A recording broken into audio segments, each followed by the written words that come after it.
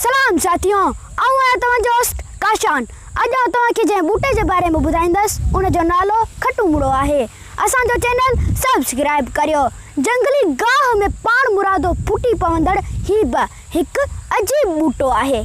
अक्सर करे ज़रख़ाइज़, वारियासी ऐं सैलाबी ज़मीन में थींदो आहे। हिन ॿूटे खे इंग्लिश में बलून चेरी बि चइबो आहे। अचो हाणे तव्हांखे हिन दिलकश ॿूटे जो दीदार करायां। ही आहे खटूमड़े जो ॿूटो।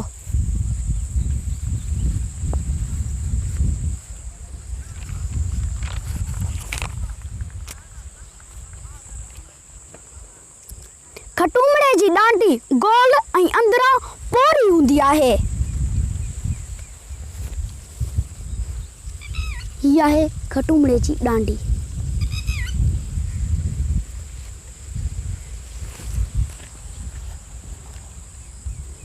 खटूमड़े जो कद लगभग 6 खां 8 फुटनि ताईं थिए थो। हिकिड़ो खटूमड़े जो ॿूटो ही बि आहे, ही ॾिसो।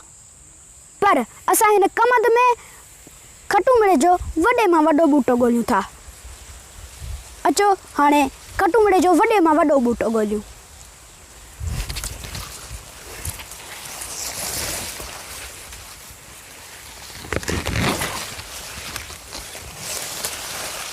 ही आहे खटूमड़े जो वॾे मां वॾो ॿूटो।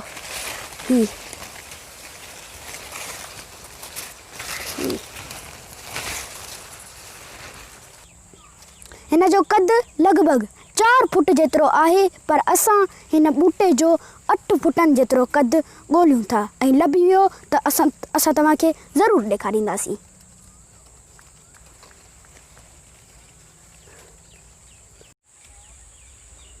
असां हिन कमद जे बारे में खटूमड़े जो ॿियो बि ॿूटो ॻोल्हे वरितो आहे ऐं असां तव्हांखे खटूमड़े जो ॿूटो ॾेखारियूं था। ही आहे खटूमड़े जो वॾे मां वॾो ॿूटो।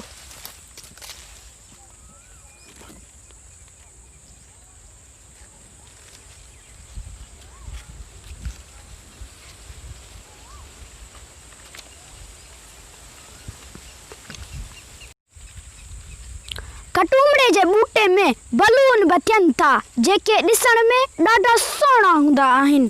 उन्हनि बलूननि में घणी भाङे हवा भरियल हूंदी आहे। ही आहिनि खटूमड़े जा बलून।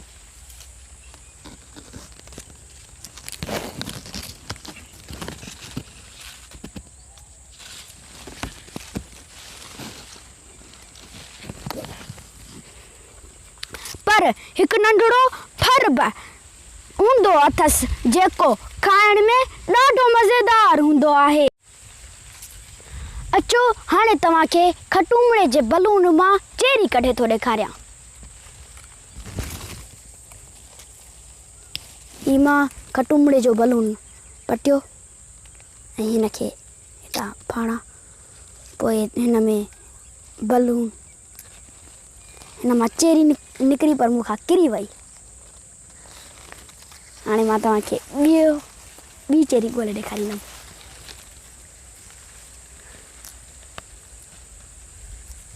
ही सफ़ा नंढड़ी चेरी आहे। ॿहिराड़ी जा ॿार अक्सर करे इन्हनि खे ॻोल्हे पटे ऐं खाईंदा आहिनि। खटूमड़े जे ॿूटे खे मेंहूं, ढगियूं, उठ, ॿकरियूं ऐं रिढूं वॾी चाह सां खाईंदियूं आहिनि। खटूमड़े जो ॿूटो अक्सर करे अप्रैल ऐं मई जे महीने में फुटंदो आहे, जेको घणो करे पूरो साल फसलनि में बीठो हूंदो आहे। नाज़रीन, असांजी वीडियो पसंदि आई हुजे त असांजो चैनल सब्सक्राइब ऐं वीडियो खे लाइक ज़रूरु कंदा।